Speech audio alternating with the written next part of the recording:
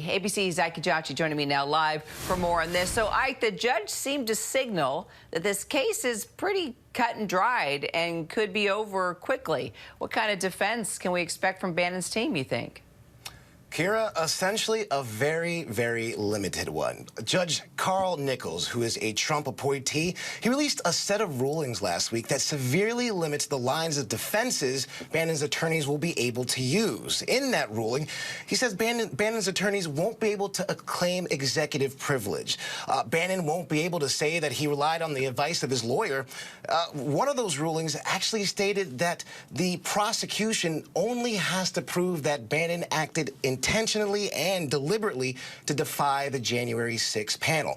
Now, Bannon's attorney came back and asked Judge Nichols, what's the point of having a trial if there are no defenses I can actually use? And that judge simply said, agreed. Now, today, expect Bannon's attorneys to vigorously ensure that nobody seated on that bench has any idea of his previous political activity or inclinations, something that will be very hard to do, Kira. So we saw that clip of Bannon saying that all hell would break loose on January 6th. So what does the committee want to hear from him? That's right. On January 5th, just hours really before the attack happened, Steve Bannon told his listeners on his podcast, The War Room, that all hell is going to break loose. But this is why the committee is now interested on that specific call. They recently obtained call logs, the January 6th committee, the House Select Committee investigating the January 6th attack.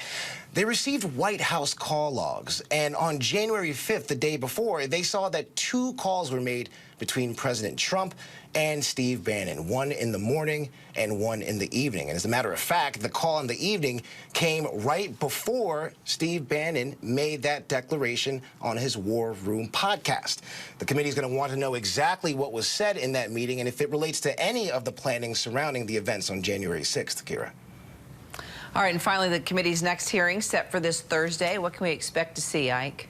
That's right. Coming up this Thursday's hearing, the investigation plans to show the latest information received from the Secret Service. They plan to focus on text messages that were deleted by the Secret Service on January 6th and including the days prior to it. Now, they want to get the full picture of what happened that day and present that to the American people. Now, the Secret Service, they say that the agency is cooperating with the investigation and calls any attempt to intentionally delete text as false. Now, the committee expects to obtain those deleted text messages tomorrow and present that to the American people on Thursday, Kira. All right, Ike, thanks so much. Hi, everyone. George Stephanopoulos here. Thanks for checking out the ABC News YouTube channel. If you'd like to get more videos, show highlights, and watch live event coverage, click on the right over here to subscribe to our channel. And don't forget to download the ABC News app for breaking news alerts. Thanks for watching.